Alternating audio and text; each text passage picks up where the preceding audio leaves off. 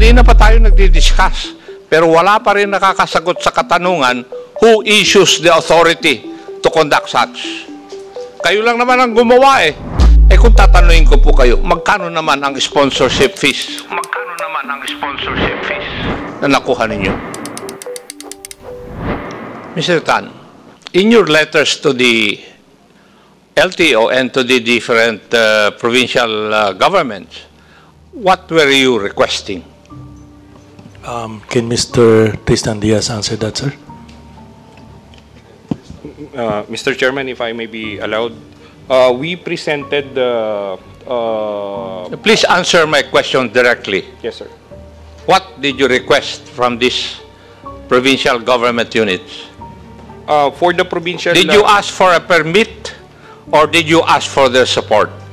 We asked for their support, Mr. Chairman. Ayun, maliwanag, Your Honor. Support lang. So never did they ask for any permit to conduct the event. Kaya yun ang kasagutan. Kasi let us make it clear na kasi sa pakikinig ko sa discussion, hindi ko pa rin malaman kung anong ahensya o anong branch ng government ang magbibigay ng permit na ito eh.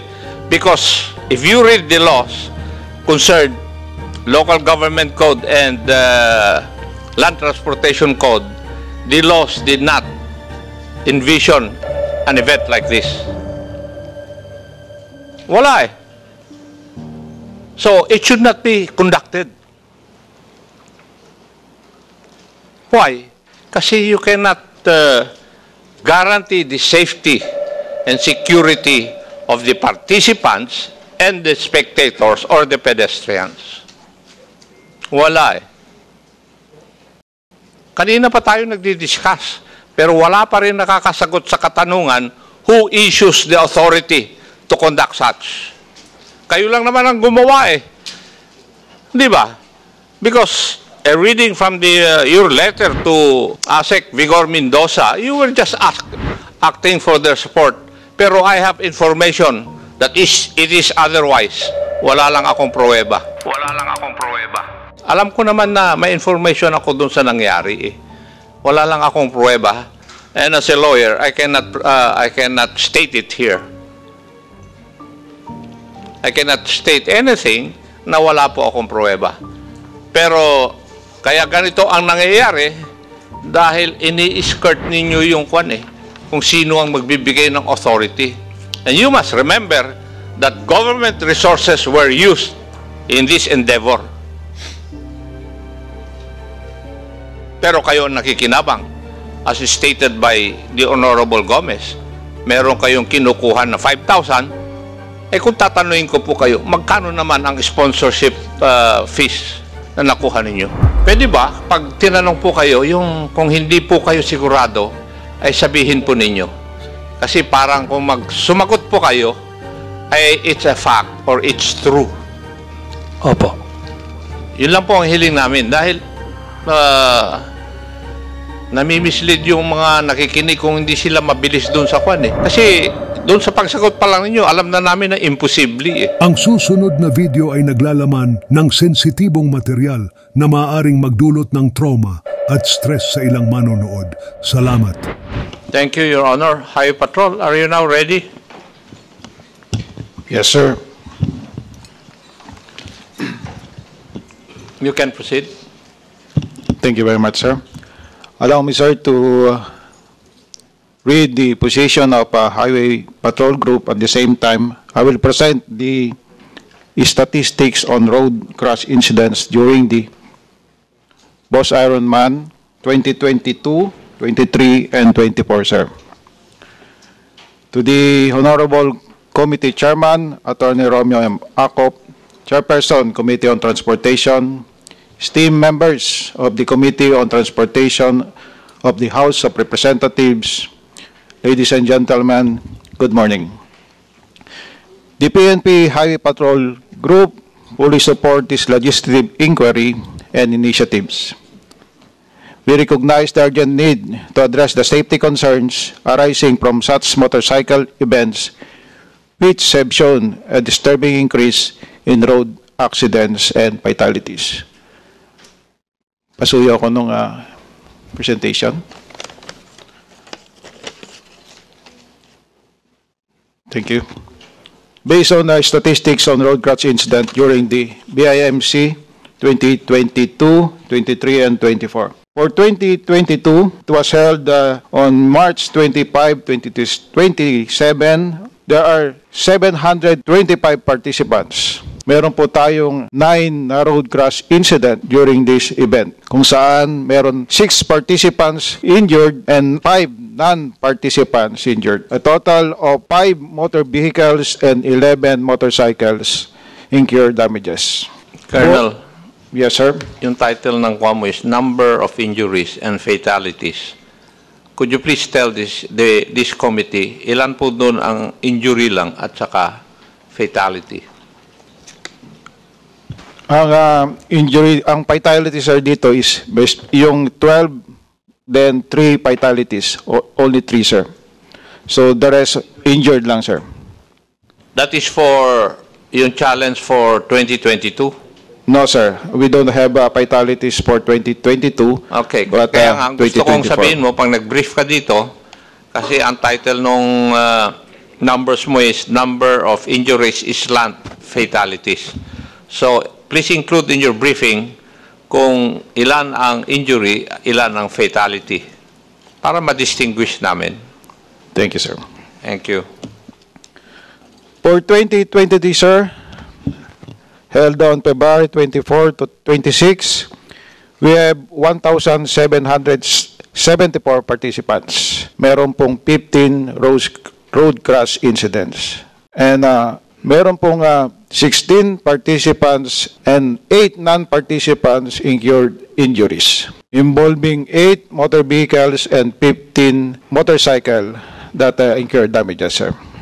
For Boss Ironman 2024, we have one in Mindanao, in Luzon, held on February 23 to 24, with 202,500 participants. Meron po tayong recorded na 22 road crash incidents. Out of this incident, meron po tayong injuries na 17 from the part of the participants and 12 for non-participants. However, meron po tayong 3 fatalities. Meron pong involved na 8 motor vehicles and 32 motorcycles. Paki-click po yung 3 fatalities. Hyperlink po. So we have one in Barangay Tog, Bangabon, Nueva Ecija, one in Dagupan City, and one in Walaon, La Union. Lawan, pakibalik po. In Mindanao po, meron din tayo. It was held on January 27 to 28. Pakibalik po sa main slide. So we have 734 participants. Meron po tayong recorded na 3 road crash incidents resulting to 3 injuries by the participants saka 10 for the non-participants.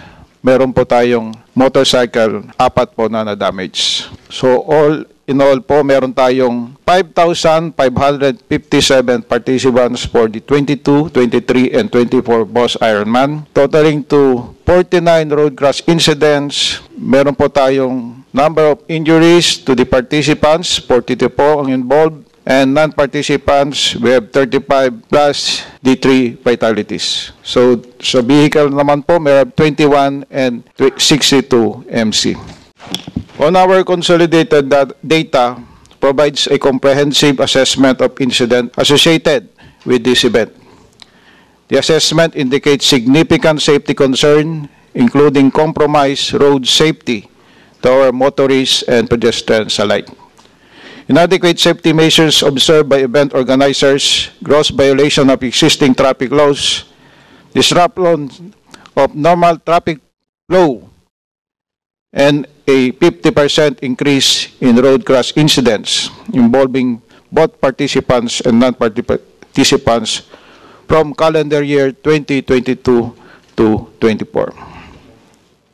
So, these findings underscore the need for immediate and effective interventions to enhance road safety to address these concerns.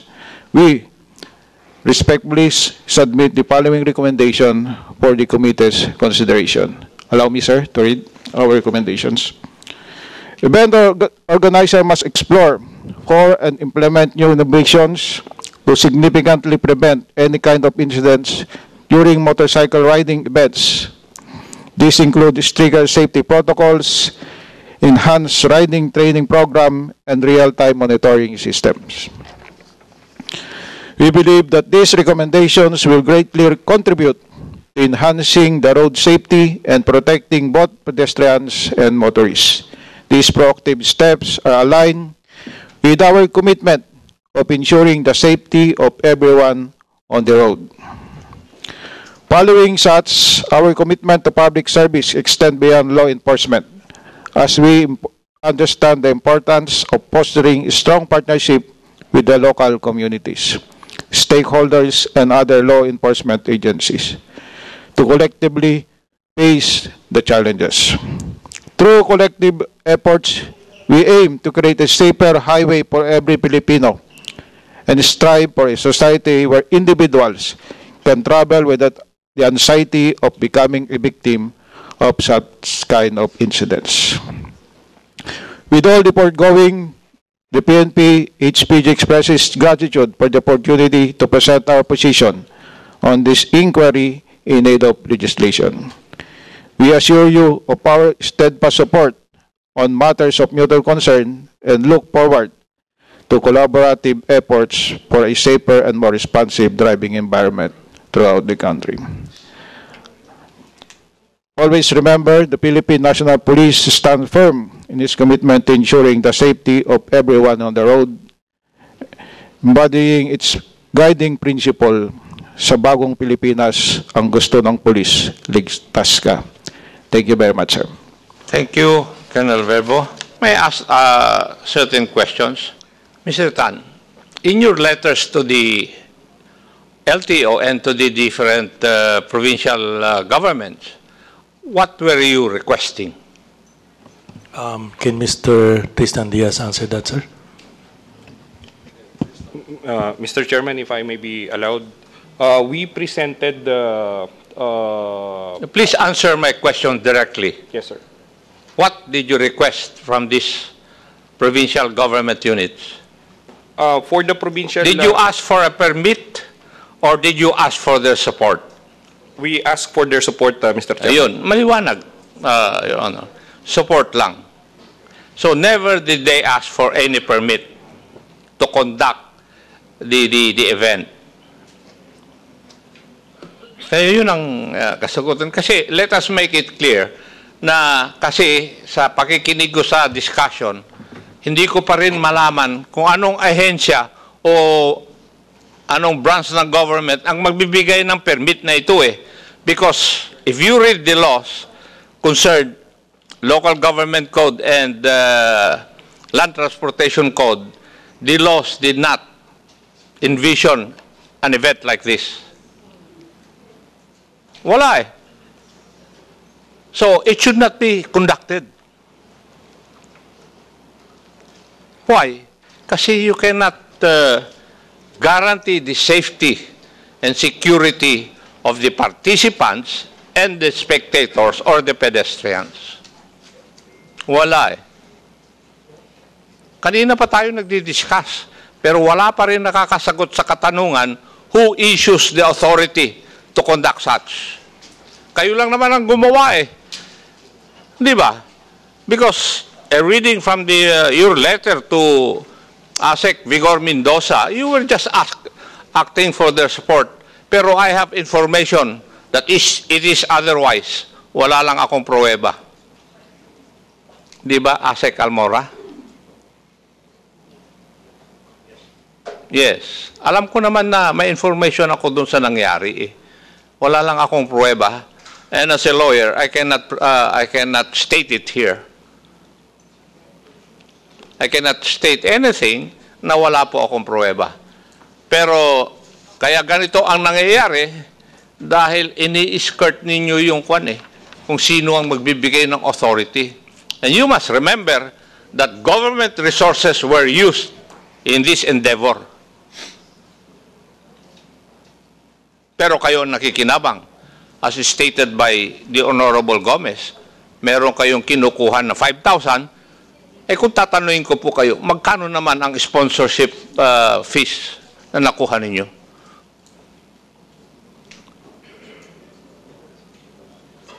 Thank you. For the second round, no, we still have, I do not know if we still have the Honorable Kongun on Zoom. Yes, Mr. Chair. Yes, you have the floor, Your Honor. Thank you, Mr. Chair. Tatanong ko lang po sa ating PNP. Kasi po kanina na rinig ko, ilan po ba yung nakalista sa inyo na nangyari na insidente sa Zambales itong February 23 nung nangyari yung Boss Ironman Challenge? Region 3 or Highway Patrol, who can answer the query of the Honorable Kongun? With your permission, Mr. Chair, based on our record, sir, we have 5 for 2024, 2 for 2023, and 3 for 2022. Ilan po yung sa Mr. Chair? Ilan po yung sa 2024? 5 po, Mr. Chair. Medyo mali po yung inyong yung inyong data dahil hawak-hawak ko po ngayon yung mga inisyo ng bawat munisipyo ay inyong mga pulis. Yung inyong mga kapulisan sa bawat bayan, meron pong 8 insidente na nangyari noong February 23, 2024 dito sa Zambales. So sa data pa lang po nakita po natin na mali po dahil nag-issue po yung inyong mga chief of police na meron po 8 insidente na nangyari sa Zambales. Second, Mr. Chair, nandiyan pa po ba yung pamunuan ng SBMA? Yes, Your Honor. Thank you, Mr. Chair. Gusto ko lamang pong tanungin ang pamunuan ng SBMA. No? Tama po ba na nanguha po ng permit sa inyo ang Boss Ironman, mga nanguna ng Boss Ironman? Tama po ba na nanguha sa inyo sila ng permit? Yes, Your Honor, that's correct. Ano po yung kanilang mga ipresenta na mga dokumento para makakuha sa inyo ng mga permit? We required the organizer of the event, Boss, to submit several requirements. First would be a copy of their articles of incorporation. And then also a background of the event. We also require them to submit a risk assessment and health and safety plan, as well as a liability and waiver holding the SBMA free and harmless from any loss or damage resulting from the event. The organizer was also required to pay the event's permit fee and other relevant fees to the SBMA. Attorney, nung tayo nag-usap, naalala mo nung nag-usap tayong dalawa regarding nung nasa committee tayo ng basis conversion at sinabi mo ang pamunuan ng SBMA noon may agam-agam na bigyan ng permit ang Boss Ironman Challenge para gawin ito sa SBMA. Anong nangyari doon? Initially, Your Honor, there were issues with regard to the venue that they were requesting because the requested venue of Boss was a portion of the Subic Bay International Airport. And at that time, there were planned activities for the Balikatan exercises. However, subsequently, it was worked out with the organizer that a portion of the airport would be used for the activity, the Midway Apron, which would not interfere with any of the activities and operations in the airport. And that was the reason why, Your Honor, the event was subsequently approved by our board of directors, and the event permit was issued to Boss. Di ba noong nag-usap tayo, sinabi niyo sa akin na kaya rin kayo pumayag dahil may isang mataas na opisyales na tumawag sa inyo upang kayo'y kinukumbinse upang bigyan ng permit ang Boss Ironman Challenge? Your Honor, I don't remember po. Baka hindi ako yon. Because I was... Who is Attorney Rodriguez? He's, Your Honor, Attorney Von Rodriguez is the Chief of Staff under the Chairman's Office. I am Attorney Ramon Agregado, Senior Deputy Administrator. So he's the Chief of Staff. Yes, so I was not the one that, I think I'm not the one you're referring to, Your Honor. Mr. Chair, may I request that in the next hearing, we summon Attorney Rodriguez. Kasi po, Mr. Chair, siya yung nagsabi sa akin na meron po silang agam-agam noon na bigyan ng permit ang Boss Ironman Challenge at meron pong isang mataas na opisyal ang ating pamahalaan na tumawag sa pamunuan ng SBMA upang sabihin na natin nakialam upang mabigyan ng permit ang naturang ang Boss Ironman Challenge sa SBMA sa naturang event. Comsec, please take note of the request of the Honorable Kongun. Thank you. You may proceed, Your Honor. Thank you, Mr. Chair. Mr. Chair, sa sa pamunuan ng Boss Ironman Challenge, no, BIMC, tatanong ko lang po, 1,700 participants. Ito po yung napakadami. Paano niyo po minarket ang inyong event? Facebook, sir. Facebook only? Ano pa? Yun lang po. Sino yung meron ba kayo mga ginamit na mga model? May mga ginamit ba kayo na mga prominenteng tao, mukha, o para ma-promote itong event na ito? None at all. Kasi Mr. Chair, kami sa Zambales, no? Nung gabing nangyari ang event na yan, napakadaming mga tao ang lumabas sa kalsada dahil sinasabi nga nila itong artistang ito makikita nila, itong opisyalis na ito makikita nila at talagang sinasalubong nila yung mga nangangarera at tingin ko ito rin yung isang dahilan kung bakit sa Zambales lang is talagang napakadami pong na-disgrasya. Tanong ko lang po sa mga event organizer, Mr. Chair, sino-sino po ba yung mga prominenteng tao na nakilala ninyo na nakasali o sumali sa event na ito? Mga vloggers at mga artista po. Meron din mga opisyalis ng ating mga pamahalaan. Sino-sino mga artista, vloggers, or mga opisyalis ng ating pamahalaan na inyong maalala na sumali sa event na ito? Sila Senator Bato po. Sino ba po? Yung mga artista, mga kilalang mga tao. Dominic Ochoa. Sorry, Dominic Roque pala po. Pasensya na po, hindi ako ganong... So marami din kilalang personalidad na sumali. Kung bakit yan ang naging dahilan kung bakit talagang inabangan din sa kalsada itong event ninyo. Tama po ba? Yes. But we never announced it, no? Hindi nyo po inanunsyo. Pero po talagang kumalat na lang sa publiko na may mga kilalang personalidad o mga tao na umattend po sa event na ito. Mga vloggers po, marami pong followers. Sila po ang participants namin. 1,700 na participants po ang sumali sa inyo.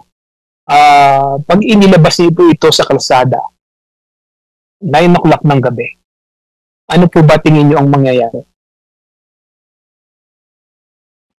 We have an interval of 10 to 15 minutes.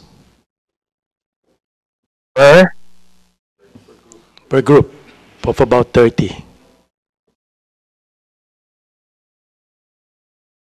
Okay, ulit po, hindi ko po masyadong naintindihan. We have an interval of 10 to 15 minutes per group of 30 riders. Per group of 30 riders. So, yung buong 1,700 po, gano'n niyo po katagal na ilabas sa kalsada? About 3 to 4 hours approximate, as far as I can remember.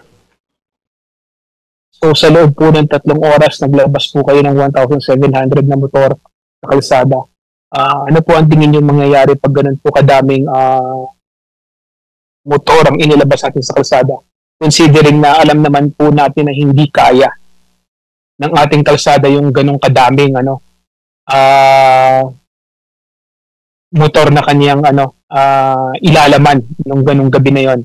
Lalong-lalo na, syempre, marami kayo spectator. Kasi nakita ko sa SBMA nun, sobrang grabe yung taong na nag-send off sa mga participants natin.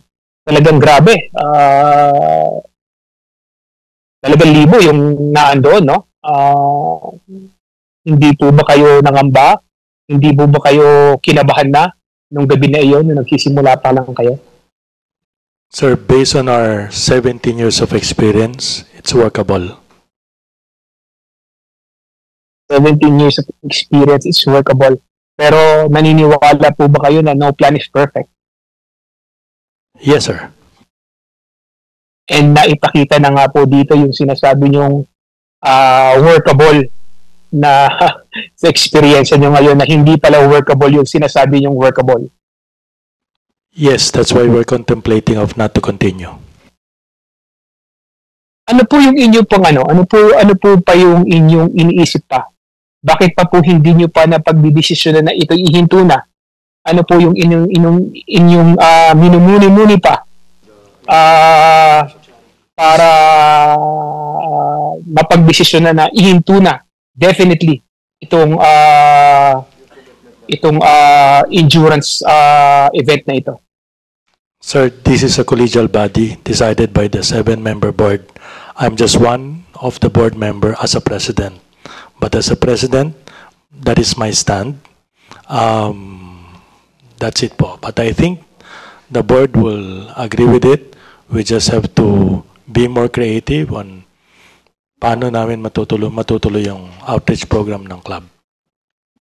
So, ibig pong sabihin sa nangyaring ito na meron ng namatayan at naniniwala nga po kayo na hindi workable yung ganitong klaseng event, hanggang ngayon hindi nyo pa rin po na pagdidesisyonan bilang isang grupo na ihinto itong Boss Ironman Challenge ito?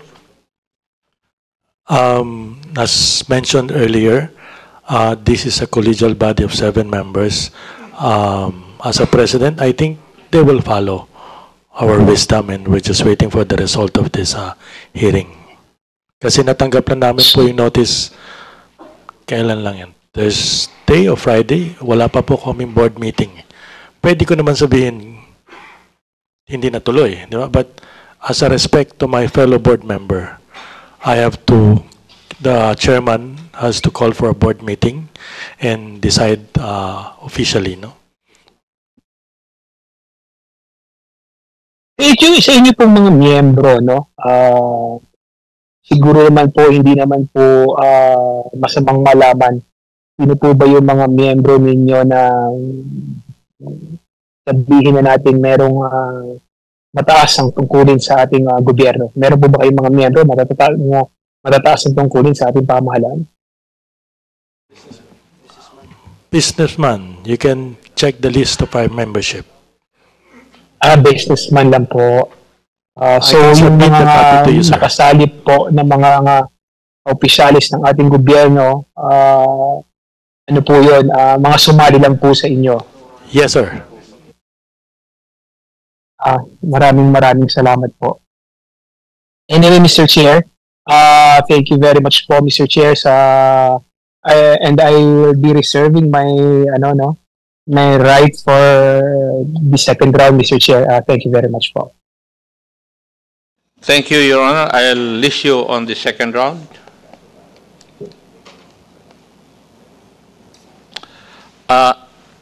Mr. Tan, sabi niyo kanina, groups of 30, interval of 10 to 15 minutes, and you answered the Honorable Congon 4 hours? Did I hear you right? Around 3 to 4 hours, sir.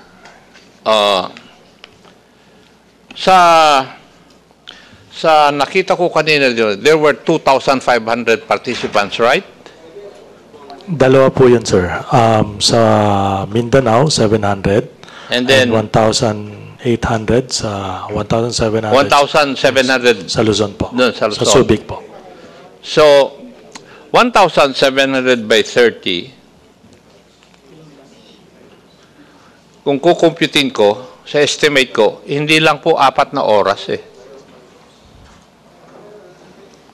Sir, yung 30 po is sometimes 50, 30, 50. Kasi kung minsan makukulit yung mga yun eh.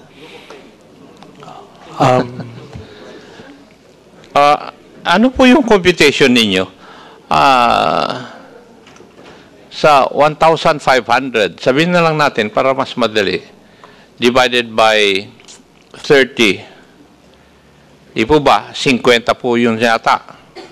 Yes. 50 times 15 minutes. Ilang oras po yun?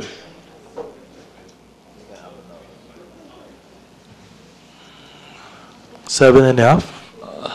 Siguruhin po ninyo dahil sa isip ko, maski yung 7.5 na sagot ninyo, kulang eh. Pwede ba, pag tinanong po kayo, yung kung hindi po kayo sigurado, ay sabihin po ninyo. Kasi parang kung sumagot po kayo, ay it's a fact or it's true. Opo. Yun lang po ang hiling namin dahil namimislead yung mga nakikinig kung hindi sila mabilis dun sa kwan eh. Pinakita nga sa akin kagad ni Honorable Gomez yung kanyang computation eh. Pinakita ko rin naman sa kanya yung aking computation eh. Kasi doon sa pagsagot pa lang ninyo, alam na namin na imposible eh. Yung sagot po niyo na 4 hours. Please do not take for granted yung kaalaman ng mga membro rito. For boss, did you ever conduct, shall we say, screening insofar as your participants are concerned? Yes, sir. And how did you do it? Kagaya ba yan ng Tour of Luzon na mayroong parabang stages? Or ang kailangan lang ay meron kang Ducati o BMW above 400cc and you have a license to drive a motorcycle? We have a requirement, sir. But Like basically, on the event itself, we inspect the motorcycles. What? We inspect the motorcycles. You inspect the motorcycles? Yes, there's a scrutiny of the motorcycles.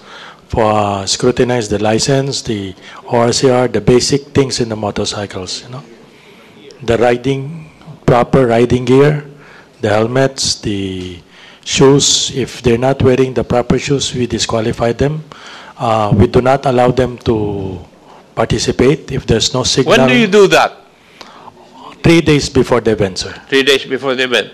Not on the day of the event. Not on the day of the event. So, on the day of the event, kung hindi po nila ginamit yung in-inspect po ninyo na dapat nandun, wala po. Meron po kaming holding period. Ibig sabihin po, the motorcycle should be in the event by 12 midnight, duly inspected during those past 3 days. Okay. So, walang step ladder pala ng kwan. Hindi kagaya ng sa dating Tour of Luzon na mayroon kang ipapanalo dapat na mga races before you can join yung final kwan. Wala po. Wala. Okay, thank you. Now, you said you have installed a GPS. Yes, sir. As part of your safety measures. What was the average speed? of each The motorcycle. GPS was installed basically in Mindanao Hindi, yung for average security speed. po. Di ba doon nakikita yung speed niya, yung GPS ninyo? What was the average speed of the riders? Sir, kasi doon sa ano po, hindi po namin na ano yung sa speed doon. It's basically locating lang po kung nasan yung rider. So location lang, hindi Opo. nyo minomonitor yung speed. Hindi po. Location po yung na-provide ng GPS provider, sir. I beg your pardon? Yung location lang po yung na-monitor namin. Doon nyo kinukompute? How do you know the speed at certain point in time, yung Yung rider? pong minimum ng, naglagay kasi kami, sir, ng from point A to point B, kung dapat, they should not arrive there within a specific number of hours. No? If they go beyond that, go lower than that, we disqualify them. Doon po sa video na pinakita ni Honorable Busita kanina, what do you think? Sir, yun pong sa Luzon, unfortunately, it's on the record, on the last day, nag-pull out po yun, nagka-problema po ng technical yung GPS provider. Hindi po lahat, this is a cellphone app po no? Nagkaka-problema po kasi with the cellphone app. Kaya po dun sa Luzon, nag-disqualify kami pagdating ng mga masyadong maaga sa Vegan checkpoint in Tuguegarao. We started confiscating the passport because in every checkpoint, they have to stop, they have to eat, they have to take picture. Okay. Could you please provide this committee the amount paid by the participants, total amount? Yes, sir. By each participant, and the amount of sponsorship, Yes, sir. yeah, to this committee. And hindi ko maintindihan